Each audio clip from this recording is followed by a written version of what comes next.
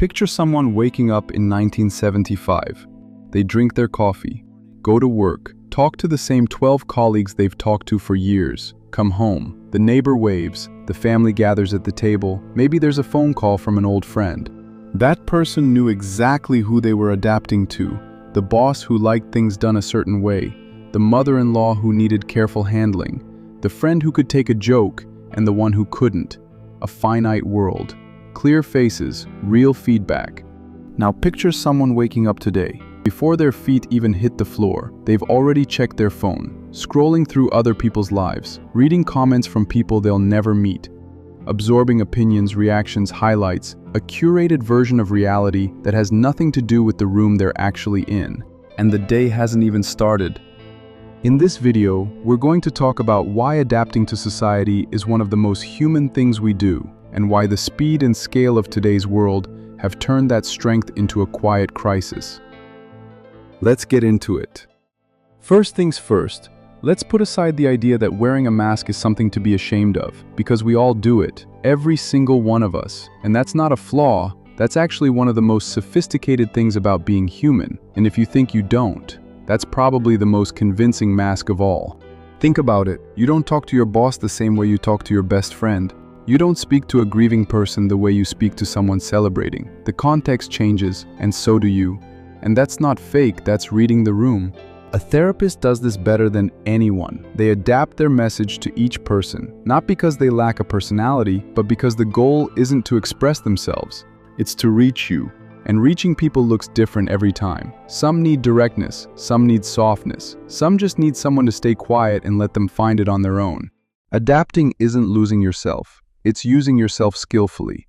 The message stays true, only the packaging changes. Jung called this the persona, and he was clear, the persona isn't the enemy, we need it. Society requires it. The problem comes when you identify with it so completely that you forget what's underneath, and the mask becomes the face. But here's what Jung couldn't have predicted, and this is where things get interesting. Robin Dunbar, an anthropologist at Oxford, spent years studying social group sizes across primates and found something fascinating. Bigger brain, bigger network. For humans, that number is around 150. The maximum number of real relationships our minds can genuinely track, navigate, and carry, without breaking down under the weight of it all. Again, 150 people. That was the village, the tribe. Now think about what we're asking of ourselves every single day. Hundreds of followers, thousands of viewers, an endless scroll of faces and opinions and reactions, each one triggering the ancient machinery that says, pay attention, this matters, these are your people. But they're not, and the machinery doesn't know that, so it keeps running. The result is a specific kind of tiredness that most people can't explain. Life looks fine from the outside, but something is constantly draining, like a leak they can't locate. The reason is simple. You're running software built for 50 people, on hardware connected to the entire world. That's not a character flaw, that's a mismatch. The feedback that lies. When you adapt to 50 people, you learn what works through direct contact. You say something and it lands or it doesn't. You express an opinion, the room shifts or it holds. The feedback is immediate, three-dimensional, real. You can trust it, not because people are always honest, but because bodies don't lie as well as words do. You read the room because the room is readable. Now the room is a screen, and the feedback is numbers. A post performs well. What does that mean? It means the algorithm pushed it. It means something in the phrasing triggered engagement, maybe agreement, maybe outrage, maybe just the right amount of controversy at the right moment. What it doesn't mean is that you said something true, valuable, or aligned with what you actually believe. But the numbers feel like validation, and slowly, almost without noticing, you start to adjust. Think about the people who actually changed history. Jung, Gandhi, Marcus Aurelius, even the darker examples. What they all had in common wasn't charisma exactly. It was solidity, a core that didn't shift with the audience. Gandhi didn't calibrate his message for engagement. He had a truth, and he held it. The message stayed even when the crowd turned.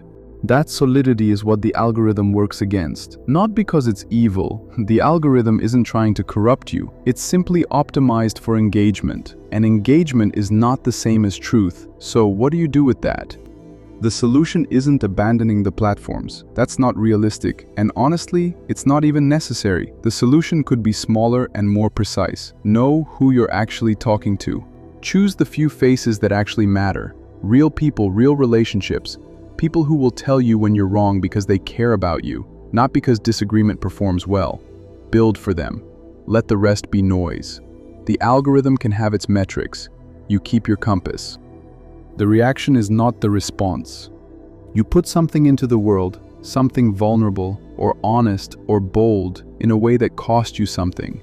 The reception is good. People respond. People appreciate it. People tell you it helped them. But then there's one voice. One person who disagrees, or misunderstands, or attacks. And that's the one that stays. You read it once, and it's already in your body. The chest tightens. The mind starts composing replies you'll never send. Hours later, you're still running it. The praise has faded. The criticism has become the whole conversation. This isn't weakness. This is evolution doing exactly what it was designed to do.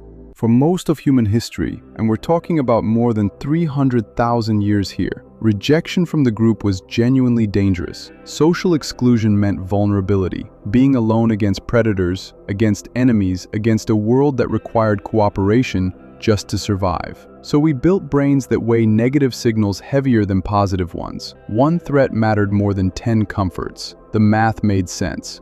It just doesn't anymore.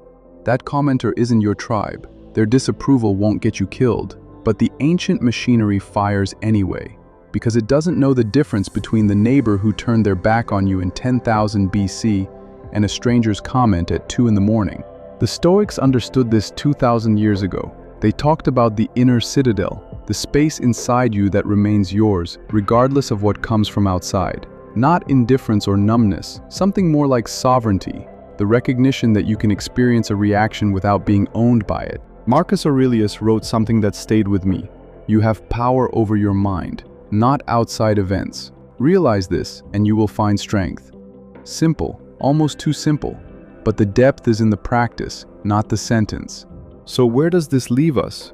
Not with a clean answer. What's clear is that the scale has changed, the speed has changed, and there's no going back. Not to villages, not to phone calls, not to a world with clear edges. Something has been lost though, and what's been lost isn't the world, it's the silence around the message, the space to think before reacting, the room to be wrong privately before being right publicly. That silence is worth protecting, and protecting it starts small. Knowing who you're actually talking to, building for the few instead of broadcasting to the many, creating that gap between every reaction and every response, a moment of choice, one that no algorithm can close for you. Because yes, the mask became a product, the audience became infinite, the feedback became noise. That's real, but somewhere underneath all of that, you're still in there.